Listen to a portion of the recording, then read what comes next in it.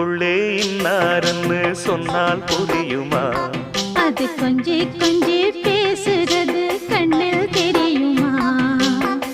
உலகே அழிஞ்சாலும் உன் உருவம் அழியாதே, உயிரே பிரிஞ்சாலும் உறவேதும் பிரியாதே.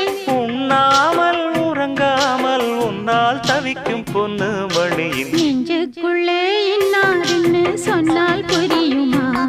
அது கொஞ்சி கொஞ்சி